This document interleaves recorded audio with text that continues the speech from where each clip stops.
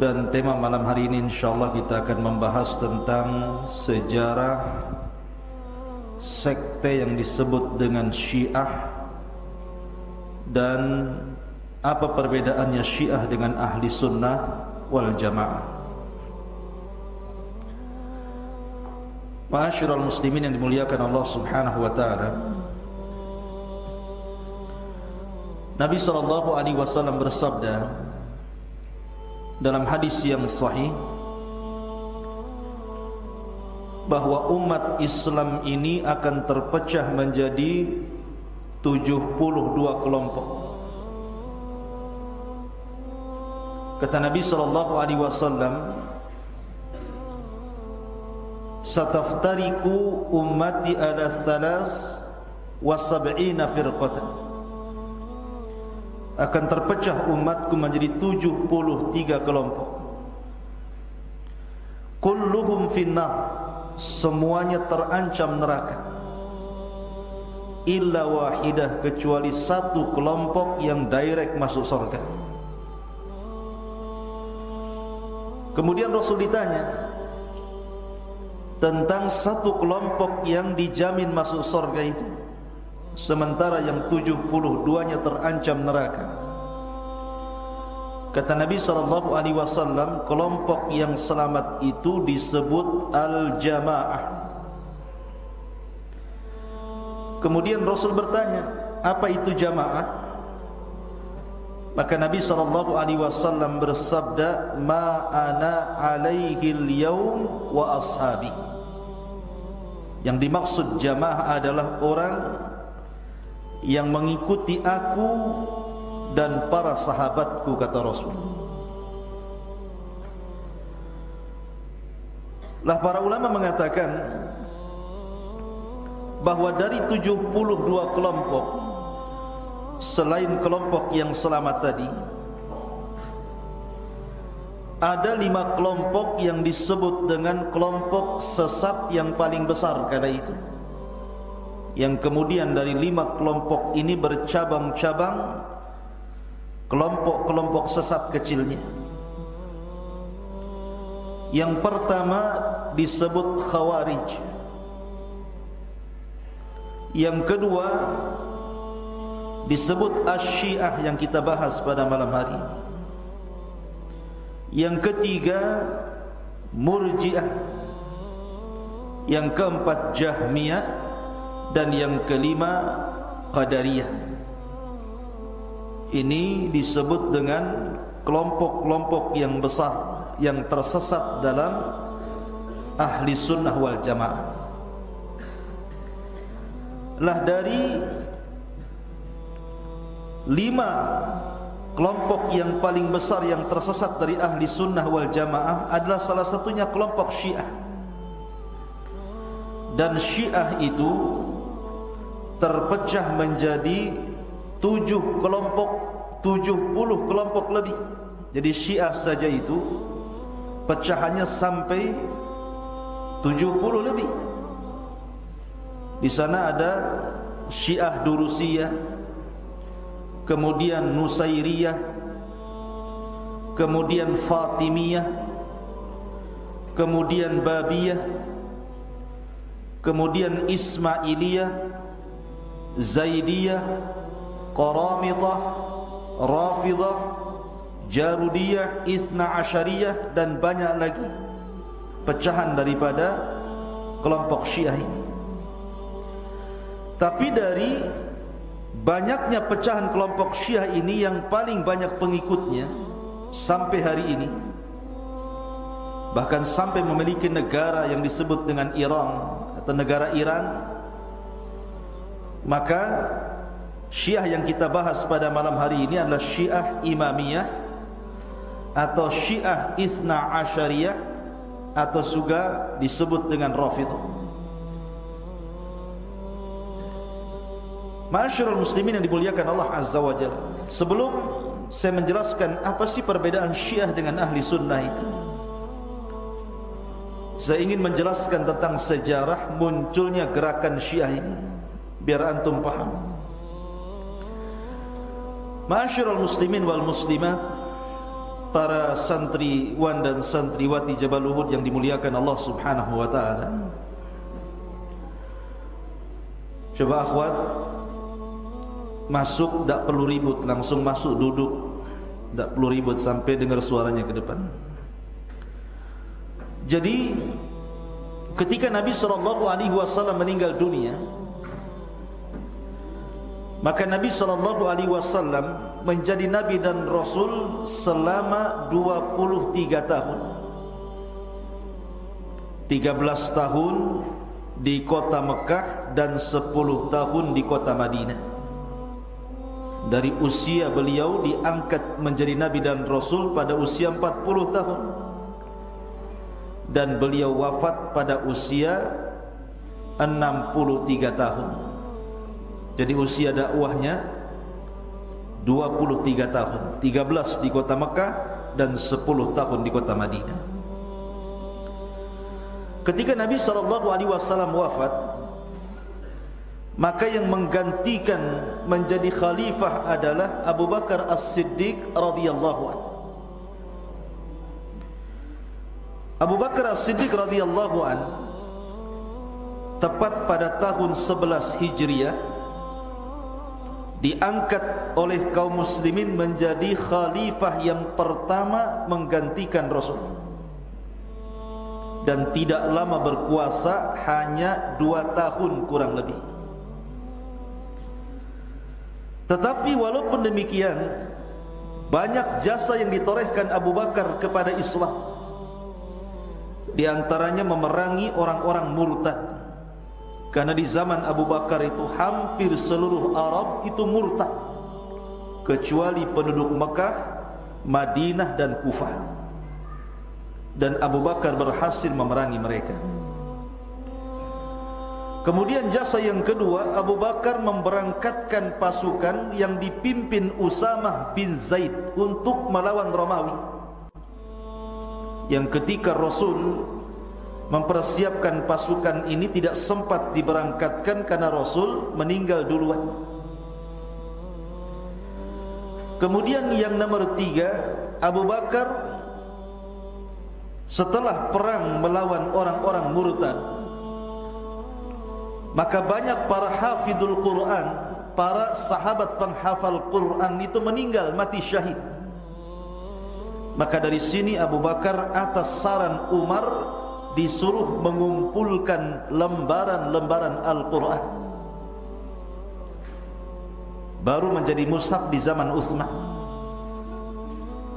Kemudian juga yang keempat, di zaman Abu Bakar itu banyak futuhat, banyak meluaskan kekuasaan kaum muslimin walaupun tidak sempurna, seperti membuka Syam, Irak, Kufah, Damaskus, Urdun.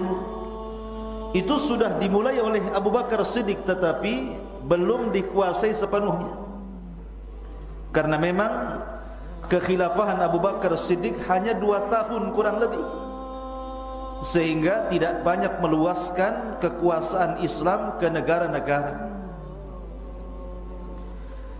Lah, setelah Abu Bakar Siddiq radhiyallahu anhu meninggal, dan sebab meninggalnya karena mandi di tengah malam, kemudian akhirnya sakit, dan dia meninggal sama persis dengan usia Rasul di 63 tahun, dan dikubur di samping kuburan Rasul. Maka Abu Bakar berwasiat ketika itu untuk yang menggantikan dirinya adalah Umar ibn Khattab. Dan Umar ini berkuasa cukup lama, hampir 10 tahun. Dibaiat pada tahun 13 Hijriah. Kemudian dia menjadi orang yang pertama kali mendapatkan gelar Amirul Mukminin. Umar itu orang yang pertama kali mendapatkan gelar Amirul Mukminin. Lah, di zaman Umar ini Islam kuat-kuatnya, karena Umar ini betul-betul meluaskan kekuasaannya sampai Persia tunduk ke tangan kaum muslimin. Bahkan Baitul Maqdis dikuasai kaum muslimin.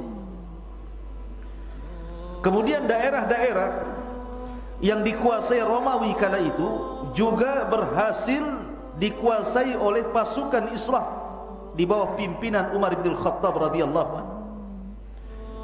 Sehingga akhirnya negara Islam itu sampai meluas ke berbagai macam negeri, karena dua negara adidaya yang kala itu negara yang paling kuat, Persia dan Romawi, tunduk ke tangan kaum muslimin. Kan di zaman Umar ini betul-betul kalimat kaum muslimin bersatu, tidak ada perpecahan. Dan Umar sendirilah yang kemudian mengasas penanggalan Hijriyah. Di zaman Rasul tidak ada penanggalan. Di zaman Abu Bakar belum ada almanak penanggalan. Di zaman Umar inilah baru Umar mengasas penanggalan Hijriyah. Makanya ada tahun 1 Hijriyah, 2 Hijriyah, 3 Hijriyah, dan sekarang sudah 14 sekian Hijriyah. Ma'asyiral muslimin wal muslimat yang dimuliakan Allah Azza wa Jalla, Umar bin Khattab ketika usia ataupun ketika kekuasaannya pada tahun 23 Hijriah, maka Umar meninggal dunia mati syahid, dibunuh oleh seorang Majusi yang namanya Abu Lu'lu'. Jadi Umar lagi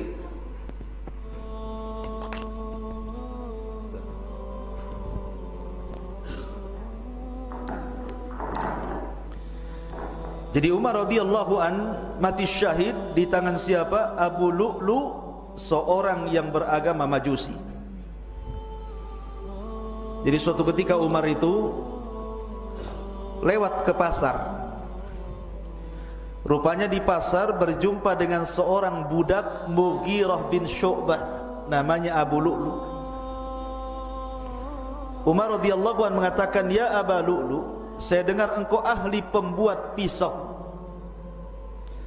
Maka Abu Lu'lu' mengatakan, "Ya, aku mampu membuat pisau yang bukan dimainkan oleh tangan saja wahai Umar, tapi aku juga bisa membuat pisau yang melayang dengan angin." Maksudnya kayak bumerang gitu. Maka Umar pun ketika itu pergi. Mengatakan, "Ya Umar, saya akan buatkan pisau untukmu, dan pisau ini akan dikenang oleh orang-orang yang ada di barat dan orang-orang yang ada di timur." Rupanya maksudnya Abu Lu'lu', pisau yang akan dibuat itu untuk menusuk Umar bin Khattab. Dibuatlah pisau itu selama 1 bulan, kemudian direndam dengan air racun. Ketika kemudian sudah ada waktu untuk mengintai Umar bin Khattab, maka kala itu Umar sedang mengimami sholat subuh. Lah Abu Lu'lu' ini pura-pura masuk di saf pertama persis di belakang Umar, karena ketika itu masjid gelap, beda dengan sekarang ada listrik. Ketika Umar dapat 1 rakaat, tiba-tiba Abu Lu'lu' dari belakang menusuk 3 kali Umar sampai kemudian tembus ke perutnya. Maka darah mengucur. Akhirnya Umar tidak sempat menyelesaikan sholat subuh, dia pun tumbang kemudian pingsan. Lah Abu Lu'lu' ini sudah tahu dia tidak mungkin lari daripada masjid karena sahabat sudah mengepung. Maka Abu Lu'lu' pun menyabet ke sana kemari dengan pisaunya. 13 para sahabat terkena pisau yang berlumuran racun, 7 diantaranya mati di tempat. Akhirnya kemudian Abdurrahman bin Auf menangkap Abu Lu'lu' dengan selendangnya, tapi Abu Lu'lu' kemudian menusukkan pisaunya ke badannya, dia mati bunuh diri. Akhirnya Umar pun dibawa ke rumah. Dia tidak siuman karena memang tusukannya sangat dalam. Sampai-sampai Ibnu Umar meraba lukanya, tangannya bisa masuk ke dalam perut, saking lebarnya luka itu. Akhirnya diikatlah perut itu supaya jangan darahnya kemana-mana. Ketika Umar bin Khattab radhiyallahu an kemudian diteriaki, "Wahai Amirul Mukminin, wahai Umar, bangun." Tapi Umar tidak bangun karena pingsan.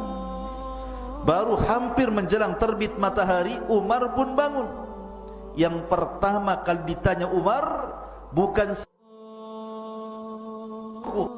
tetapi pertanyaan yang pertama, asallan nas, apakah manusia sudah solat? Maka sahabat mengatakan, sudah wahai Amirul Mukminin. Maka Umar mengatakan, alhamdulillah la hadda fil Islam liman taraka salat. Segala puja dan puji hanya milik Allah. Tidak ada bagian dalam Islam orang yang meninggalkan salat. Maka Umar meminta kepada anaknya Ibnu Umar untuk mendatangkan air wudu. Setelah berwudu kemudian dia salat subuh. Ketika itu Umar baru bertanya, siapa yang menusukku wahai Ibnu Umar? Maka Ibnu Umar mengatakan, yang menusukmu adalah budaknya Mughirah, Abu Lu'lu' al-Majusi. Maka Umar mendengar itu bahagia dan mengatakan, alhamdulillah alladzi qatalani rajulun lam yasjud lillah walau kana sajdah. Segala puja dan puji hanya milik Allah. Orang yang telah menusukku adalah seorang kafir yang tidak pernah sujud walaupun satu kali. Artinya tidak pernah sholat, karena dia Majusi. Artinya Umar bahagia, kalau yang menusuknya orang kafir berarti dia mati syahid. Maka Umar pun meninggal. Ketika Umar meninggal kemudian Umar membentuk Dewan Syura.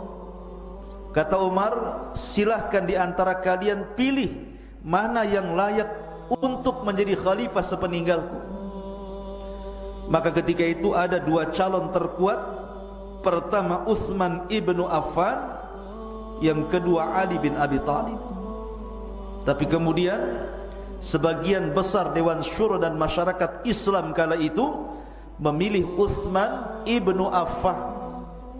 Maka Utsman pun dibaiat menjadi khalifah ketiga dari tahun 23 Hijriah sampai 35 Hijriah, cukup lama. Lah di zaman Utsman ini banyak jasa-jasa Utsman kepada Islam. Salah satunya apa? Mengumpulkan Al-Quran sehingga menjadi mushaf. Yang antum baca hari ini ada namanya, antum pegang mushaf.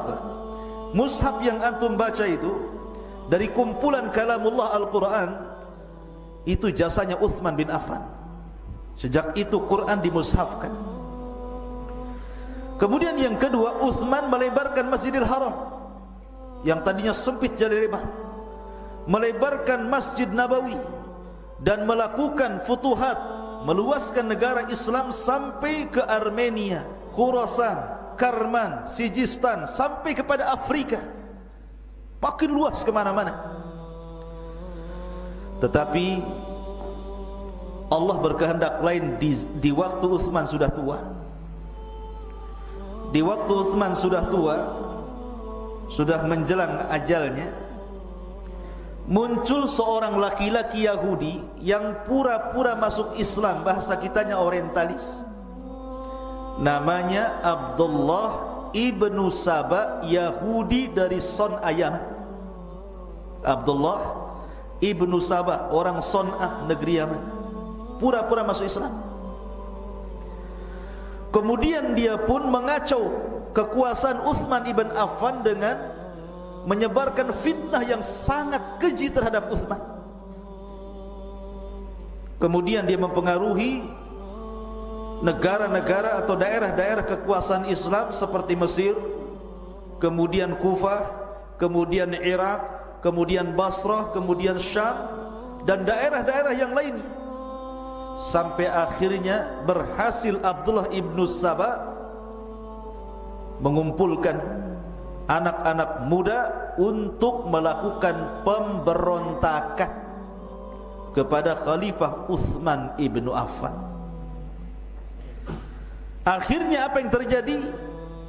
Abdullah ibn Saba berhasil dengan pengikutnya membunuh Utsman. Utsman dibunuh oleh Sabaiyah, pengikut Abdullah bin Saba, dengan cara sadis. Maka dengan meninggalnya Utsman menyisakan sakit hati khususnya keluarga Bani Umayyah. Di antaranya adalah Muawiyah bin Abi Sufyan.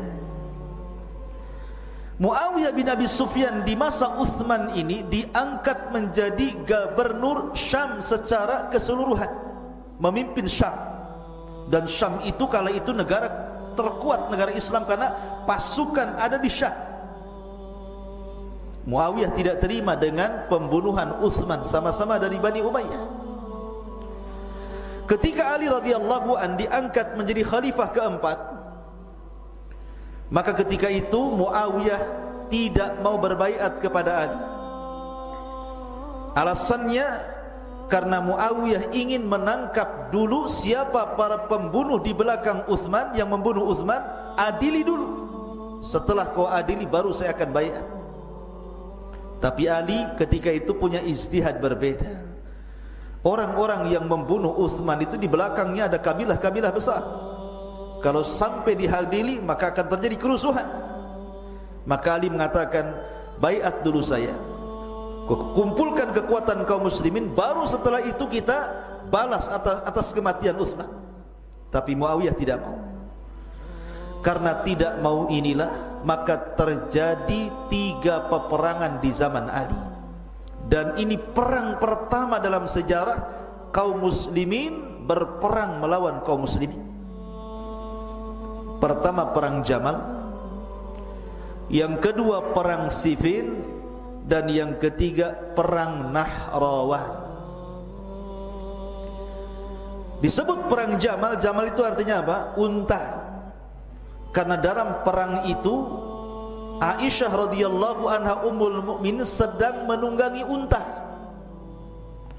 mau mendamaikan antara Muawiyah dan Ali, tapi disangkanya mau menyerang, maka terjadilah perang. Kemudian perang itu dinasabkan kepada unta yang ditunggangi ummul mukminin Aisyah, maka perangnya disebut perang Jamal.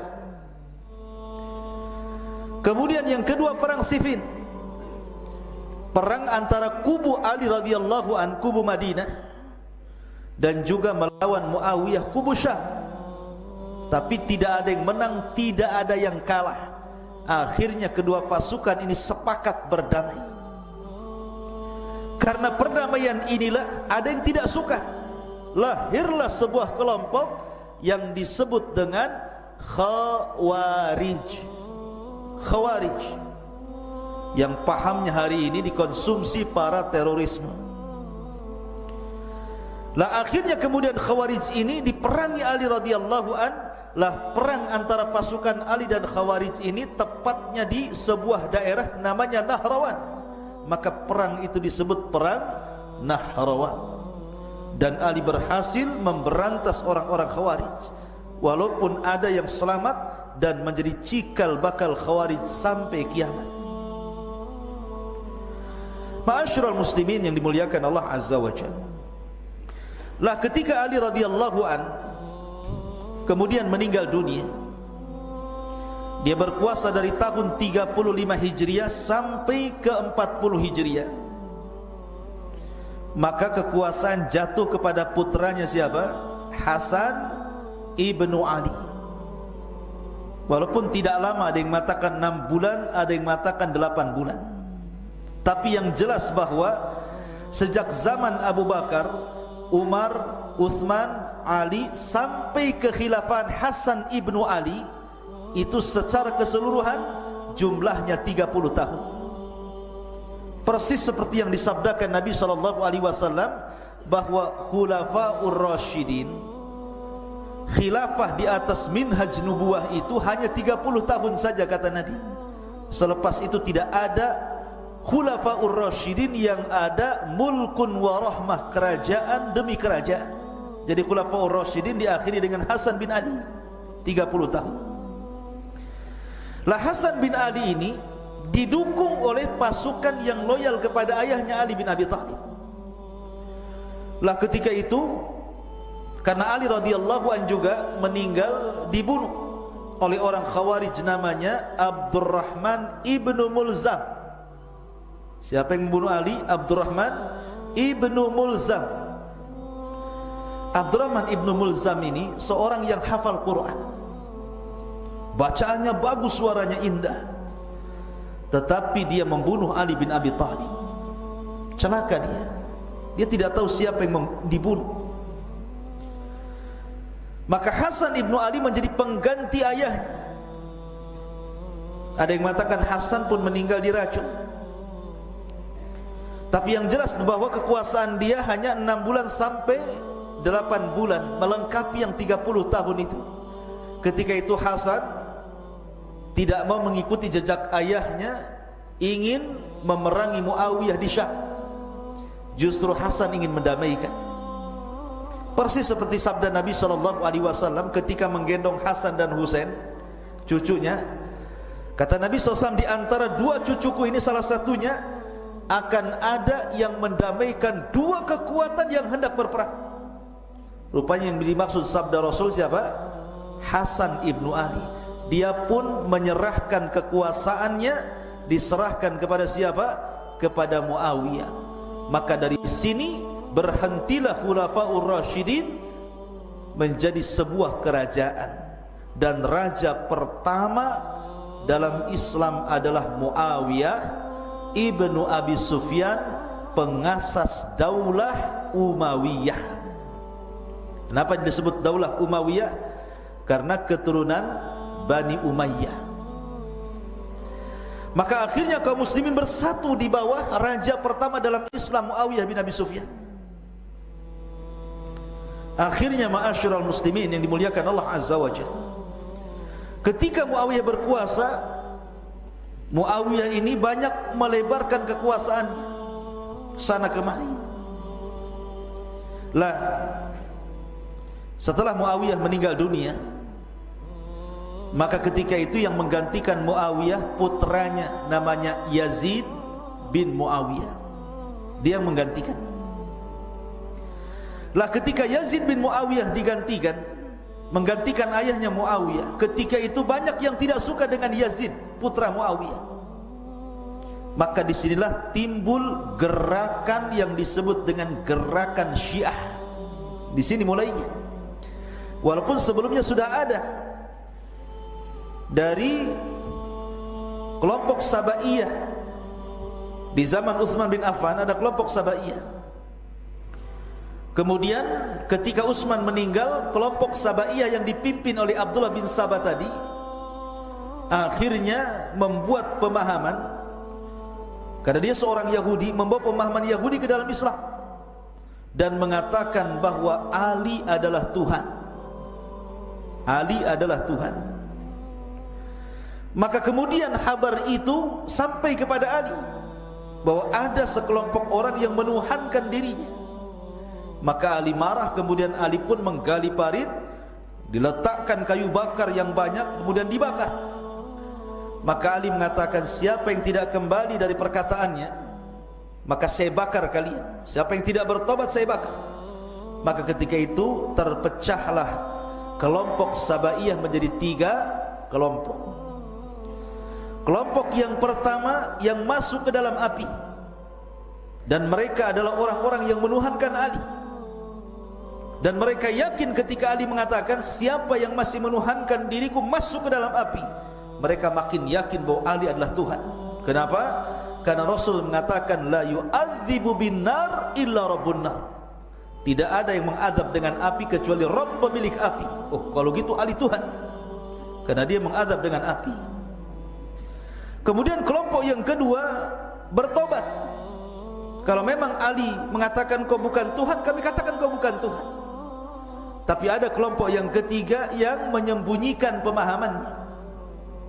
Lisannya bertobat, tidak mengatakan Ali Tuhan, tapi hatinya masih meyakini Ali Tuhan. Dan kelompok yang mengatakan Ali adalah Tuhan itu masih ada sampai hari ini, tepatnya di Iran sana. Ada kelompok yang disebut Ali Ilahiyah. Jadi Ali dituhankan, gulu dan ekstrim terhadap Ali bin Abi Thalib. Lah, gerakan Syiah sudah ada itu di zaman Abdullah ibn Sabah, dikepalai oleh Abdullah ibn Sabah. Tapi gerakan ini murni gerakan siasi, gerakan politik. Karena Abdullah ibn Sabah itu kan ingin menggulingkan siapa? Utsman ibnu Affan. Tentu ketika hendak menggulingkan sebuah penguasa, harus ada calon penguasa yang jauh lebih baik dibandingkan penguasa yang lama. maka memilihlah Ali sebagai pengganti Utsman. Maka dipengaruhilah manusia supaya meletakkan loyalitas kepada Ali. Dari sinilah gerakan Syiah sudah terjadi. Karena Syiah itu artinya meletakkan loyalitas kepada seseorang, itu disebut Syiah dalam bahasa Arab. Muncul Syiatu Ali namanya, orang-orang yang loyal kepada Ali. Sudah ada itu, tapi belum terjadi gerakan Syiah yang melembaga menjadi gerakan sesat seperti hari ini. Lah kemudian di zaman setelah Yazid bin Muawiyah menjadi penguasa, kembali kepada kekuasaan Yazid tadi, maka muncul lagi gerakan itu, gerakan membela keluarga Ali radhiyallahu anhu dan turunannya. Maka mereka pun ketika itu berkumpul di Kufah. Orang-orang Kufah mengatakan, kami tidak mau dengan Yazid. Yazid harus ditumbangkan. Kita baiat Husain. Husain putra Ali radhiyallahu anhu. Lah ketika itu Yazid bin Muawiyah, karena dia memang masih muda, Yazid bin Muawiyah itu, dia menjadi pemimpin raja kedua setelah Muawiyah itu cuman beberapa tahun saja, karena di bawah 40 tahun dia sudah meninggal dunia. Jadi belum sampai usianya 40 tahun Yazid bin Muawiyah itu sudah meninggal. Lah Yazid ini memaksa seluruh para sahabat, suka atau tidak suka, harus membaiat dirinya. Maka dia pun memerintahkan seluruh orang-orang Mekah dan Madinah untuk membaiat. Tetapi banyak di antara sahabat yang tidak mau baiat. Di antaranya siapa? Di antaranya Husain putra Ali, Abdullah ibn Zubair, Abdullah ibn Umar, dan banyak sahabat yang lain. Maka Husain dan Abdullah ibn Zubair pun lari dari Madinah ke Mekah karena tidak mau baiat. Saja Husain berapa bulan, ada yang mengatakan 3 bulan, tiba-tiba gerakan Syiah itu datang dari Kufah, mengirim surat kepada Husain dan mengatakan, ya Husain, datang kau ke Kufah, kami akan baiat kamu, kita rebut kekuasaan Yazid putra Muawiyah, karena yang berhak menjadi khalifah engkau bukan dia. Akhirnya surat berdatangan banyak dari Kufah menuju Mekah. Maka Husain yakin bahwa Kufah mendukung dirinya. Banyak sahabat yang mengingatkan Husain, jangan berangkat ke Kufah, karena orang-orang Irak itu suka berkhianat. Hatinya bersama engkau, akan tapi badannya bersama orang lain.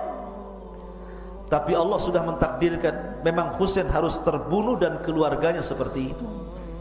Husain pun berangkat dengan hanya membawa beberapa pasukan, dan semua keluarganya dibawa, istri-istrinya, anak-anaknya, dan semua adalah keluarga Nabi SAW. Ketika sampai di sebuah tempat namanya Karbala, Karbun Wabala, tiba-tiba tentara Husain ibnu Ali dikepung oleh tentara yang disuruh oleh Ubaidillah ibnu Ziyad. Dikepung dengan pasukan yang sangat besar, 5.000 pasukan. Sementara Husain dan keluarganya, ada wanita, ada anak-anak, hanya 70 orang kurang lebih. Sementara dikepung 5.000 pasukan tentara. Maka akhirnya Husain pun terbunuh di tangan Shammar ibni Dhi Jawshan. Shammar ibni Dhi Jawshan, dialah yang membunuh Husain di Karbala atas perintah Ubaidillah ibn Ziyad. Maka seluruh keluarga Rasul meninggal di situ, sehingga tidak ada satupun dari keluarga Husain, baik istri-istrinya, anak-anaknya, yang hidup kecuali dibunuh, kecuali 1 orang yang selamat. Namanya Zainul Abidin, Ali ibnu Husain ibnu Ali ibnu Abi Talib rahimahullahu ta'ala. Ali bin Husain atau dikenal dengan Zainul Abidin, itulah satu-satunya anak Husain yang hidup. Karena ketika tragedi itu, ada yang mengatakan dia sakit sehingga tidak ikut perang, sehingga dia selamat sampai ke Kufah. Maka siapapun yang mengaku keturunan Husain, maka dia harus jalur Zainul Abidin, karena anak satu-satunya Husain yang selamat cuma satu, Ali bin Husain, atau dikenal dengan Zainul Abidin. Tidak ada lagi jalur kepada Husain kecuali satu orang, ya, namanya Zainul Abidin. Akhirnya Husain pun dibunuh di Karbala tepat pada tanggal 10 Muharram. Makanya orang Syiah kalau datang 10 Muharram, maka mereka akan melukai badannya dengan pisau, dengan golok, dengan pentungan, dipukul-pukul sampai berdarah-darah, sampai bayi kecil pun diketuk kepalanya biar keluar darahnya. Supaya apa? Merasakan bagaimana Husain disiksa, dipenggal lehernya. Badannya dikubur di Karbala, tapi kepalanya diperselisihkan dikubur di mana? Ada yang mengatakan dikubur di Karbala, ada yang mengatakan dikubur di Damaskus, ada yang mengatakan dikubur di Mesir, dan Syekhul Islam Ibnu Taimiyah menguatkan bahwa kepala Husain dikubur di kota Madinah. Sampai seperti itu Husain dibunuh itu. Lah akhirnya Husain pun meninggal dunia di tangan Ubaidillah ibn Ziyad yang membunuh Syammar ibn Dzijausan.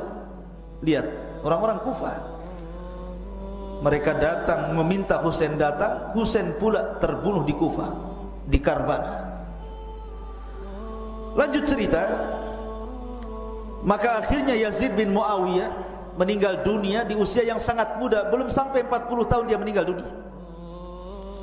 Maka digantikan oleh putranya, namanya Muawiyah ibnu Yazid ibnu Abi Sufyan ibnu Harbin ibn Umayyah ibn Abdi Syamsi ibnu Abdil Manaf. Itu silsilahnya, antum harus hafal silsilah-silsilah itu. Jadi ketika Muawiyah putra Yazid ini berkuasa, sama namanya dengan nama kakeknya Muawiyah. Muawiyah ini dikenal orangnya soleh. Dia tidak mau berkuasa seperti ayahnya dan kakeknya. Akhirnya dia tidak mau berkuasa, dia lepaskan kekuasaannya. Kata Muawiyah bin Yazid, saya tidak mau berkuasa. Silahkan kaum muslimin memilih siapa yang layak menjadi pemimpin di antara kalian. Lah ketika itulah di Hijaz, Mekah dan Madinah, Abdullah ibn Zubair memproklamirkan dirinya untuk menjadi penguasa kaum muslimin. Maka akhirnya banyak dari mana-mana negeri berbaiat kepada Abdullah ibnu Zubair ibn Awwam. Semua dari mana-mana negeri berbaiat kepada Abdullah ibn Zubair, kecuali Marwan ibnu Hakam. Marwan ibn Hakam masih keturunan Umayyah, dari Bani Umayyah, tidak mau berbaiat kepada Abdullah ibn Zubair. Lah di masa inilah terjadi kekosongan kepemimpinan, sehingga banyak kekacauan di mana-mana. Maka timbullah gerakan di Kufah yang disebut dengan gerakan Jaisu Tawabin namanya. Tentara tobat, tentara yang ingin mencari ampunan Allah, disebut Jaisu, dipimpin oleh Mukhtar ibn Ubaid al-Thaqafi. Mukhtar ibn Ubaid al-Thaqafi. Lah berkumpullah ini pasukan Tawabin ini, kemudian memberontak gubernur yang menjadi gubernur di Kufah siapa? Ubaidillah ibn Ziyad. Sementara Ubaidillah ibn Ziyad ini adalah orang yang membunuh Husain. Maka orang-orang Kufah merasa bersalah. Dulu kami yang menyuruh Husain ke Kufah, tiba-tiba dibunuh di Karbala. Maka kami harus membalas darah Husain. Maka siapapun yang terlibat dalam pembunuhan Husain harus dibantai dan dimatikan. Maka mereka pun bergerak, pasukan ini mencari para pembunuh Husain, dan semua dibantai dan dibunuh. Salah satunya adalah Ubaidillah ibn Ziyad yang ketika itu menjadi wali gubernur di Kufah. Pasukan ke istana, kemudian dikepung itu Ubaidillah yang membunuh Husain, mati di tangan pasukan Tawabin ini. Dan ini gerakan Syiah yang ketiga. Muncul gerakan Syiah yang ketiga. membela keluarga Ali radhiyallahu an dan membalas dendam atas kematian Husain. Tapi gerakan-gerakan ini belum terjadi seperti gerakan Syiah hari ini. Karena gerakan Syiah di zaman itu murni gerakan politik, hanya meletakkan loyalitas kepada Ali dan turunannya saja, belum ada pemahaman sesat macam-macam, belum. Sampai akhirnya Abdullah ibn Zubair berkuasa dan menjadi Amirul Mukminin, tapi Marwan ibn Hakam diam-diam dia meluaskan kekuasaan di Syam. Sampai akhirnya kekuasaan Marwan bin Hakam banyak pengikutnya. Ketika kemudian Muawiyah ibn Hakam melantik Hajjaj ibn Yusuf menjadi kepala perang, maka Hajjaj ibn Yusuf kemudian menyerang kota Mekah dan Madinah dan berhasil membunuh Abdullah ibn Zubair sampai disalib di pintu kota Mekah itu jasadnya. Maka akhirnya seluruh kaum muslimin kembali, tadinya berbaiat kepada Abdullah ibn Zubair, akhirnya kembali kepada Marwan bin Hakam. Dan dari sinilah Daulah Bani Umayyah kembali tegak di tangan Marwan ibn Hakam. Baru kemudian datang lagi raja setelahnya, setelah Marwan bin Hakam, namanya Abdul Malik ibn Marwan, sampai kepada Umar bin Abdul Aziz. Itu masa kejayaan Bani Umayyah. Baru setelah kemudian tumbangnya kerajaan Bani Umayyah, kemudian muncul kerajaan Bani Abbasiyah ini ya. Maka kita kenal banyak para khulafa di zaman Bani Abbasiyah itu yang telah menorehkan sejarah dalam Islam. Salah satunya Khalifah Harun ar-Rasyid, kemudian Ja'far al-Mansur, dan banyak sekali. Sampai akhirnya tumbang juga Bani Abbasiyah ini, sampai kemudian datang Bani Utsmaniyah. Begitu sejarahnya. Tapi ketika itu belum ada gerakan-gerakan Syiah yang ada pemimpinnya, ada pemahamannya, ada akidahnya, belum ada. Sampai kemudian muncul orang-orang dari luar Arab masuk ke dalam Arab yang kemudian mulai mengasas akidah Syiah menjadi sebuah pemahaman sesat yang menyelisih ahli sunnah wal jamaah. Ketika itu lahir Syiah dengan berbagai macam keyakinan-keyakinan yang menyimpang ahli sunnah, setelah muncul orang yang bernama Muhammad ibn Ya'qub al-Qulaini, kemudian Muhammad al-Qumi, kemudian Muhammad Hasan at-Tusi, dan juga tokoh-tokoh Syiah yang lainnya, Al-Majlisi. Dari sinilah maka tokoh-tokoh inilah yang kemudian mengasas Syiah itu bukan gerakan politik lagi, tapi menjadi sebuah pemahaman sesat yang menyimpang dari ahli sunnah wal jamaah. Dan ketika itu mereka mengarang banyak kitab yang menjadi patokan orang-orang Syiah. Mungkin kalau dalam ahli sunnah itu ada Sahih Bukhari, Sahih Muslim, Abi Dawud, Tirmidzi, maka orang-orang Syiah itu punya kitab khusus yang berbeda dengan kitab kita, rujukannya. Di antaranya ada sekitar 8 kitab atau 9 yang menjadi rujukan seluruh orang-orang Syiah, yang karena itulah tersesat orang-orang Syiah. Pertama, ada namanya kitab yang disebut dengan Al-Kafi, kitab Al-Kafi, yang mengarang Muhammad ibn Ya'qub al-Qulaini. Itu kitab paling top markotop di Syiah itu. Mungkin sama dengan Sahih Bukhari mungkin bahasa kitanya. Kemudian ada kitab namanya Al-Faqih ma la yahduruhul faqih, karya Muhammad Al-Qumi. Ini juga kitab rujukan orang Syiah. Kemudian ada kitab namanya Al-Istibsar, karya Muhammad Hasan At-Tusi. Kemudian juga ada namanya kitab At-Tahdzib, karya Muhammad Hasan At-Tusi juga.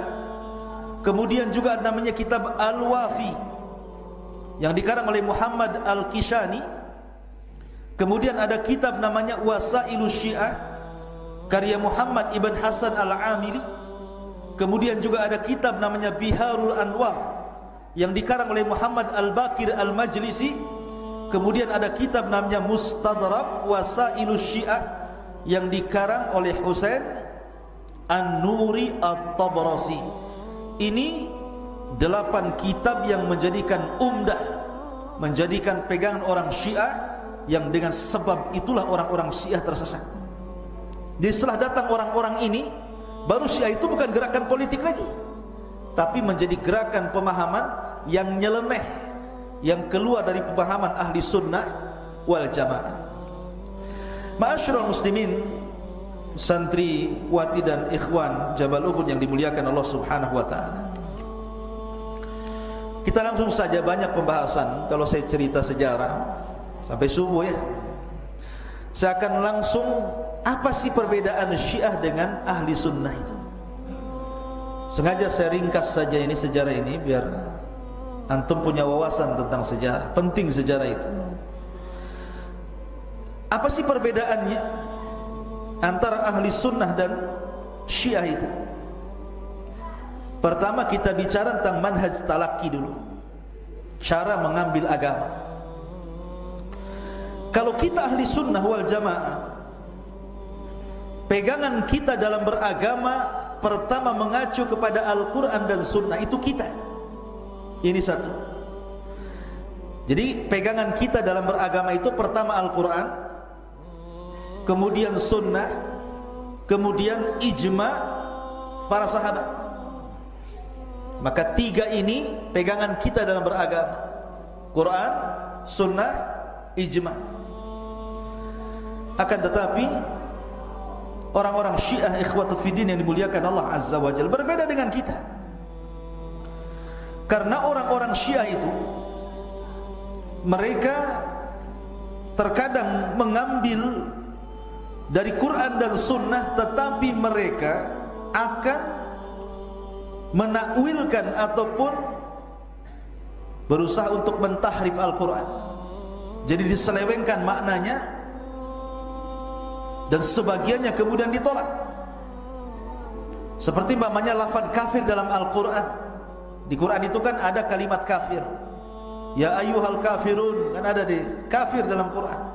Mereka mentafsirkan setiap lafaz kafir dalam Al-Quran itu yang dimaksud adalah orang-orang yang murtad sepeninggal Nabi SAW. Karena orang Syiah mengatakan setelah Rasul meninggal dan Abu Bakar dibaiat, maka semua sahabat menjadi kafir, murtad, kecuali 5 sahabat saja. Coba bayangkan, semua sahabat kafir kecuali 5 kata mereka yang tidak kafir. Pertama siapa? Salman Al-Farisi, Ammar ibn Yasir. Yang ketiga Abu Dzar Al-Ghifari. Kemudian yang keempat Al-Miqdad ibn Aswad. Dan yang kelima Ali. Hanya 5 ini saja yang tidak kafir, yang lainnya kafir karena baiat kepada Abu Bakar. Jadi lafaz yang ditunjukkan kepada para sahabat Nabi, mereka mengkafirkan para sahabat Nabi. Bahkan kalau ada kalimat iblis dalam Al-Quran itu maksudnya Umar bin Khattab. Mereka mengambil Quran dan sunnah, akan tetapi diselewengkan maknanya. Bahkan tokoh mereka orang Syiah mengatakan bahwa Syiah itu punya Al-Quran sendiri, namanya Mushaf Fatimah. Tebalnya berlipat-lipat Al-Quran, dan isinya tidak ada satu huruf Al-Quran dalam Quran Mushaf Fatimah itu. Tapi sampai hari ini mana, nggak ada mushaf itu, ngomong doang. Ya, itulah orang Syiah. Ya. Jadi manhaj talaqi mereka terkadang mengambil Quran.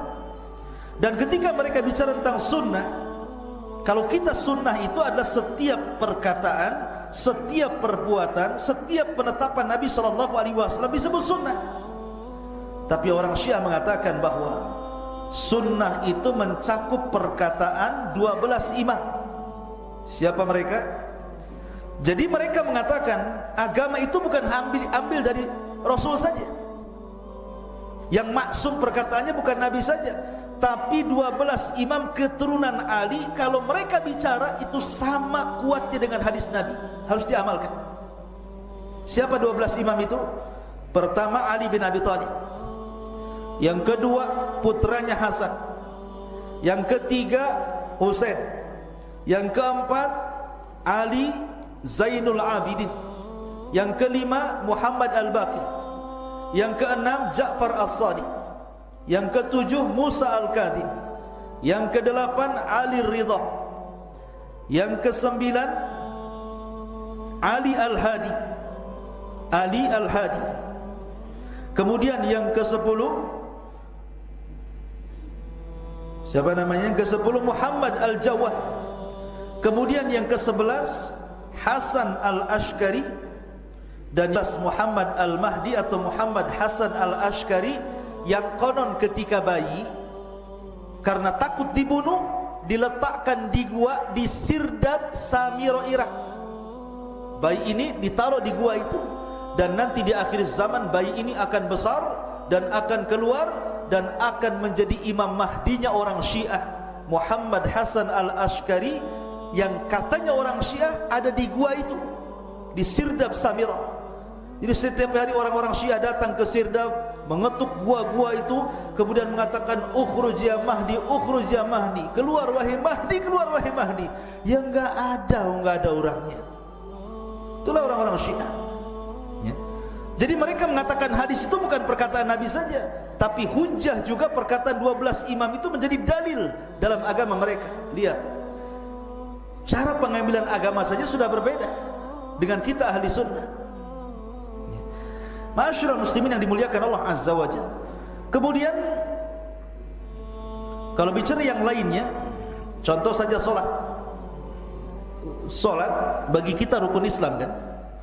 Syahadat, solat, zakat, puasa, haji, itu rukun Islam. Solat itu rukun Islam dalam ahli sunnah wal jamaah, dan dia bagian dari hubungan kita dengan Allah subhanahu wa ta'ala, dan amalan yang pertama kali dihisab di hadapan Allah subhanahu wa ta'ala. Akan tapi orang-orang Syiah, mereka ketika bicara tentang solat, mereka mengatakan satu, solat itu bisa batal, salat seseorang bisa batal apabila dia membaca Al-Quran Hamim Tanzil surah As-Sajdah. Kalau orang baca surah As-Sajdah dalam solatnya, maka bisa membatalkan solat. Kemudian yang kedua, orang Syiah itu solat hanya 3 waktu. Kalau kita kan 5 waktu, orang Syiah itu solatnya 3 waktu, karena mereka menjamak solat. Setiap hari dijamak solat itu. Jadi zuhur ditarik ke asar, kemudian isya ditarik ke maghrib. Jadi mereka itu hanya solat zuhur, asar, maghrib, subuh. Begitu tiap hari. Mereka hanya membagi 3 waktu saja, sementara kita 5 waktu. Kita boleh menjamak dan mengqasar itu kalau sedang ada kesibukan saja. Tapi mereka mau ada kesibukan mau tidak, mereka hanya membagi solat itu hanya 3 waktu saja. Dan ini jelas menyelisih ahli sunnah. Ya, mereka menarik maghrib ke isya, menarik zuhur ke asar, kemudian subuh. Kemudian juga mereka mengatakan tidak ada solat Jumat. Tidak ada solat Jumat sampai nanti Imam Mahdi muncul, baru ditegakkan solat Jumat. Kapan Imam Mahdinya muncul? Gak muncul-muncul. Karena Imam Mahdi ahli sunnah itu turunan Hasan ibnu Ali, tapi Imam Mahdinya orang Syiah turunan Husain ibnu Ali. Lihat, Imam Mahdinya saja sudah beda. Kalau Imam Mahdi kita turunan Hasan. Kenapa? Karena Allah membalas kebaikan Hasan ketika dia menjadi khalifah, diserahkan kepada Muawiyah, maka nanti di antara keturunannya akan menjadi khalifah kaum muslimin, namanya Muhammad ibn Abdillah. Kata Rasul, Imam Mahdi itu namanya sama dengan namaku Ahmad atau Muhammad, nama bapaknya sama dengan nama bapakku Abdullah. Sementara orang Syiah namanya siapa? Muhammad Hasan Al-Ashkari. Beda dengan nama Imam Mahdi ahli sunnah. Jadi solat saja sudah berbeda. Kemudian Juga di antara rukun Islam yang beda. Contoh umpamanya, mereka mengatakan bahwa rukun Islam itu kan kita 5 nih. Tetapi mereka mengatakan bahwa rukun Islam itu ada yang ditambah. Pertama salat, yang kedua zakat, yang ketiga puasa, yang keempat haji, dan yang kelima al-wilayah. Wilayah itu artinya harus meyakini bahwa khalifah sepeninggal Rasul itu Ali, bukan Abu Bakar, bukan Umar, bukan Utsman. Ini kan keyakinan batil. Sepakat bahwa khalifah setelah Rasul Abu Bakar, kemudian Umar, kemudian Utsman, kemudian Ali. Maka mereka mengatakan harus ada wilayah, meyakini bahwa yang berkuasa setelah Rasul harusnya Ali. Makanya ada kelompok Syiah itu yang disebut dengan Jarudiyah. Jarudiyah itu artinya belalang. Maksudnya belalang di sini, maksudnya adalah tuduhan kepada Jibril, bahwa ketika Jibril menurunkan wahyu itu bukan kepada Rasul, harusnya kepada Ali katanya. Salah alamat palsu. Jadi kelompok Jarudiyah sesat kali kalau Syiah ini, ya. Tapi yang jelas bahwa dari segi rukun Islam saja mereka memasukkan wilayah itu bagian daripada rukun Islam. Kemudian syahadat. Kalau kita kan asyhadu an la ilaha illallah wa asyhadu anna Muhammadar Rasulullah. Tapi orang Syiah menambah asyhadu an la ilaha illallah wa asyhadu anna Muhammadar Rasulullah wal aliyyu waliyullah. Jadi ada tambahan wal aliyyu waliyullah. Kalau tidak sah syahadatnya. Syahadat saja sudah beda antara syahadat kita dengan syahadat Syiah. Kemudian juga contohnya iman dengan para malaikat. Ahli sunnah mengatakan bahwa kita beriman kepada malaikat-malaikat Allah. Malaikat-malaikat Allah, bahwa mereka diciptakan dari cahaya, mereka hanya diciptakan hanya taat kepada Allah dan tidak pernah bermaksiat. Itu keyakinan kita terhadap malaikat. Tapi orang-orang Syiah mengatakan malaikat itu diciptakan dari cahaya a'immah, maksudnya imam 12 tadi, dan mereka adalah para pembantu imam yang 12 tadi, dan mereka adalah diciptakan karena wajah cahaya yang terpancar dari wajah Ali radhiyallahu anhu. Mereka mengatakan malaikat tercipta dari cahaya wajah Ali katanya. Ini kan sudah beda. Keyakinan kepada malaikat saja sudah seperti itu. Kemudian juga masalah khilafah. Masalah khilafah itu jelas ya. Ahli sunnah Abu Bakar, Umar, Utsman, Ali. Mereka mengatakan tidak. Tidak ada Abu Bakar, tidak ada Umar, tidak ada Utsman. Yang ada hanya Ali.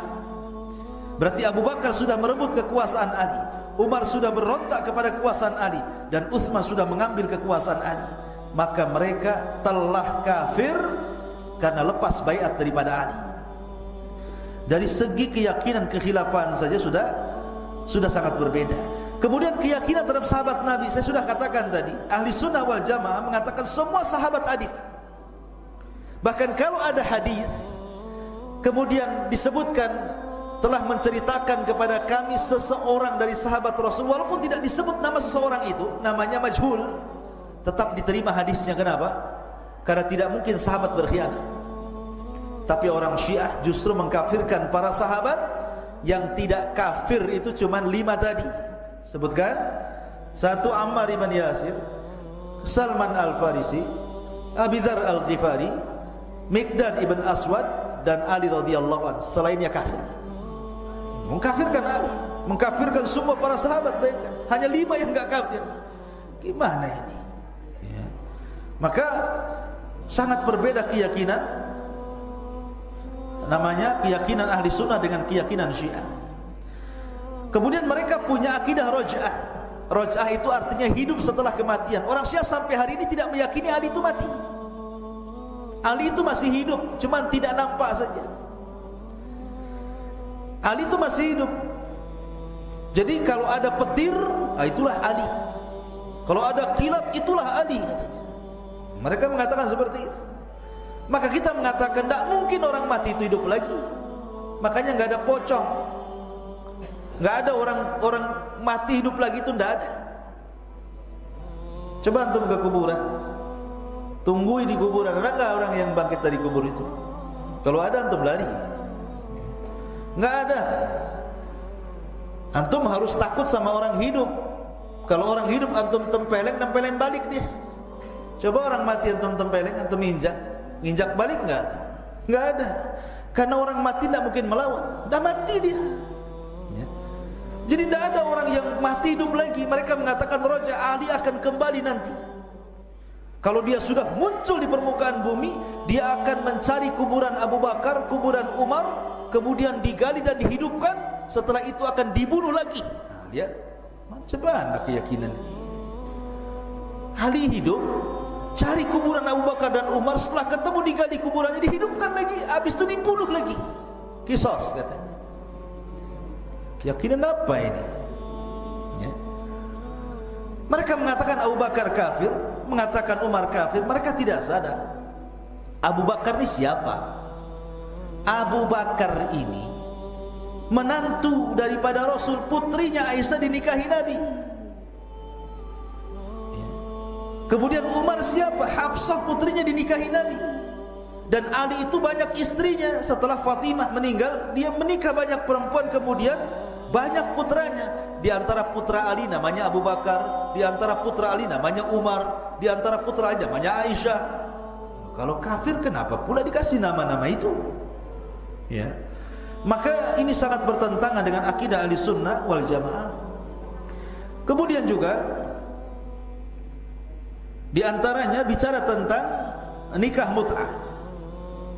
Orang-orang ahli sunnah wal jamaah mengharamkan nikah mut'ah itu sama dengan nikah dengan pelacur.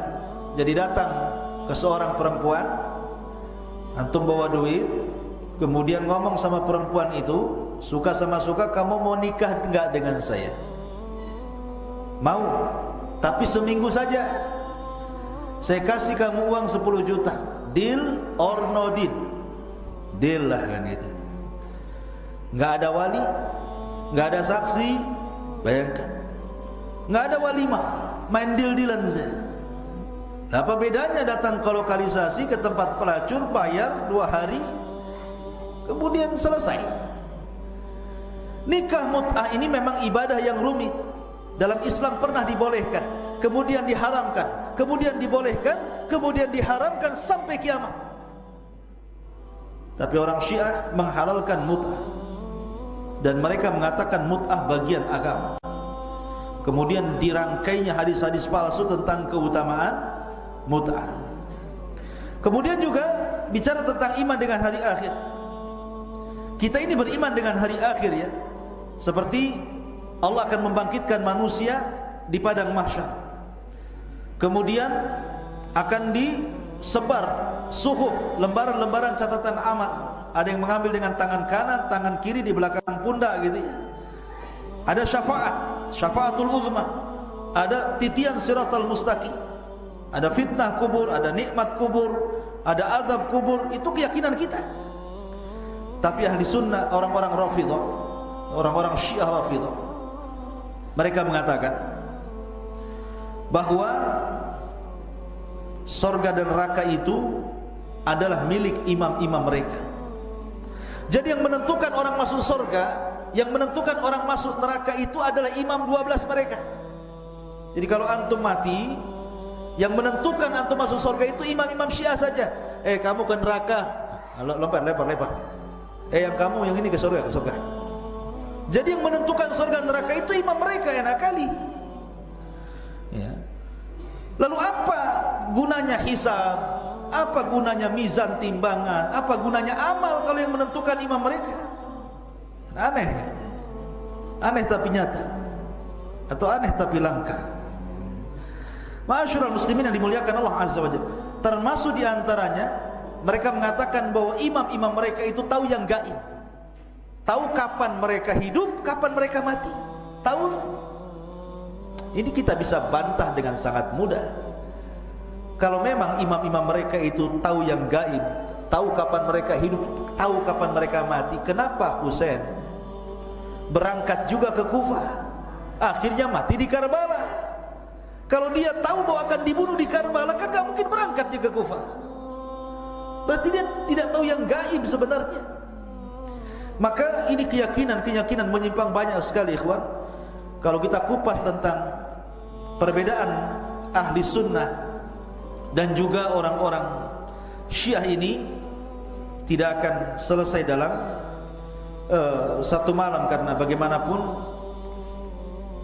berbeda ahli sunnah dengan Syiah itu sangat berbeda jauh, baik keyakinan tentang Islam, keyakinan tentang iman, keyakinan tentang bagaimana cara beragama, keyakinan tentang berbagai macam hal, termasuk sholat. Orang Syiah kalau sholat harus ada batu. Antum tahu batu? Jadi kematian Husain itu di mana? Tadi di Karbala. Jadi orang Syiah itu mereka akan mencetak batu seperti mata uang seperti ini, segede gini batunya dicetak dari tanah Karbala. Makanya mereka mengatakan orang yang menziarahi Karbala itu lebih utama dibandingkan orang haji ke Mekah. Karena tanah Karbala bagi orang Syiah itu tanah berkah. Jadi tanah itu dikumpulkan, kemudian diproduksi menjadi batu kecil-kecil seperti ini. Jadi kalau orang Syiah itu sujud dalam sholatnya, maka diletakkan di tempat dahinya gini. Itu Syiah sholatnya orang.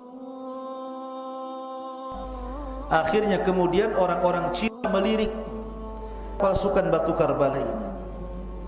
Maka sama Cina akhirnya dibuat batu made in Cina. Konon dari Karbala, ditipu Cina, ya kan? Itu orang Cina.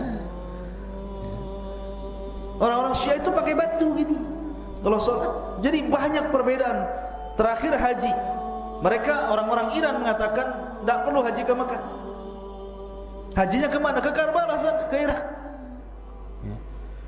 Mereka buat Ka'bah sendiri di sana. Jadi sholatnya beda, puasanya beda, rukun Islam lah intinya sudah beda dalam berbagai macam hal. Maka tidak bisa ahli sunnah itu kemudian digandingkan dengan Syiah. Karena ada di Bandung satu gerakan yang disebut dengan Susi, bukan Bu Susi, Susi, Sunni Syiah. Mau menggabungkan antara Syiah dan Sunni ahli sunnah, kemudian membuat organisasi namanya Susi. Mana mungkin sunnah digabungkan dengan Syiah? Itu sama dengan air dengan minyak, nggak ketemu. Yang satu ke barat, yang satu ke timur. Karena Syiah itu kelompok yang sangat menyimpang sejak zaman dulu. Ulama sudah mengarang berjilid-jilid berbuku-buku untuk membantah pemahaman mereka. Tapi ini saja yang bisa sampaikan, banyak kalau kita membuka tentang sejarah Syiah. Tapi saya punya buku kecil, bagus itu, nanti kita pelajari buku itu. Buku itu judulnya Beberapa Pertanyaan Anak-anak Muda kepada Orang Syiah yang harus dijawab Syiah. Jadi isi kitab itu hanya tanya jawab, tanya jawab, tanya jawab. Dan itu cukup untuk membantah mereka secara akal. Sebab kalau antum membantah Syiah dengan Quran, mereka tidak meyakini Quran, percuma. Kalau antum bantah mereka dengan hadis, mereka mengingkari hadis kita. Hadis Bukhari itu bagi mereka mimpinya ahli sunnah. Nggak apa itu Bukhari, kata mereka. Kalau seandainya kita berdalil dengan ijma, sahabat sudah kafir kecuali 5 orang. Jadi percuma mau dibantah dengan Quran, tidak bisa, mereka nggak nerima. Karena mereka mengingkari, mereka punya Quran sendiri. Dibantah dengan hadis, apa hadis itu? Apa Bukhari Muslim itu katanya? Percuma juga mau dibantah dengan hadis. Dibantah dengan ijma, sahabat sudah dikafirkan. Jadi membantah orang Syiah itu salah satunya membalikkan keyakinan mereka. Ambil kata-katanya, kemudian dibalikkan lagi. Seperti itu, saya contohkan seperti ini. Mereka mengatakan Umar itu kafir. Bahkan kalau mereka datang ke kuburannya pembunuh Umar, Abu Lulu al-Majusi, mereka memuji Abu Lulu dan melaknat Umar. Allahumma la'an sonama Quraisyin, ya Allah laknatlah patungnya Quraisy, maksudnya Umar. Mereka mengkafirkan Umar. Taib, kita katakan kalian mengkafirkan Umar, sementara imam nomor 1 kalian Ali bin Abi Thalib punya anak dari Zainab. Zainab itu anak daripada Umamah. Umamah itu anak daripada Zainab, menikah dengan Rabi'ah. Dan Zainab itu putri Nabi, punya anak namanya Umamah, perempuan ya. Kemudian Umamah ini Ali radhiyallahu an punya anak namanya siapa, lupa saya, Zainab kalau tidak salah. Jadi anak Ali dari Fatimah itu 4: Hasan, Husain, Muhsin, Zainab. Yalah, kalau Zainab lah, Zainab ini putra Ali ini menikah dengan siapa? Dengan Umar. Jadi putri Ali itu salah satunya menikah dengan Umar. Kalau memang Umar itu kafir, menurut versi orang Syiah, kenapa Ali menikahkan putrinya dengan orang kafir? Berarti ada 2 kemungkinan, Umar itu bukan kafir tapi muslim, atau Ali takut kalau tidak menikahkan dengan putrinya kepada Umar, takut dengan Umar sehingga takiyah kan itu. Maka cara membantah itu begitu, dibalik-balikan kata-katanya. Kemudian Ali ketika punya anak, kenapa dikasih nama Abu Bakar? Kenapa dikasih nama Umar? Kalau memang keduanya kafir, ngapain ngasih nama orang kafir? Jadi cara membantahnya seperti itu. Sebab percuma dibantah dengan Quran, dibantah dengan sunnah, dibantah dengan ijma, mereka mengingkari semuanya ya. Maka nantilah kita akan baca kitab itu, sangat bagus sekali. Beberapa pertanyaan yang harus dijawab orang-orang Syiah, dan itu dialog yang sangat luar biasa. Wallahu a'lam bishawab. Mungkin ini yang bisa sampaikan karena sudah larut. Yang ikhwan jangan keluar dulu, biar akhwat dulu yang keluar ya, sampai nggak ada akhwat. Saya tutup dengan kafaratul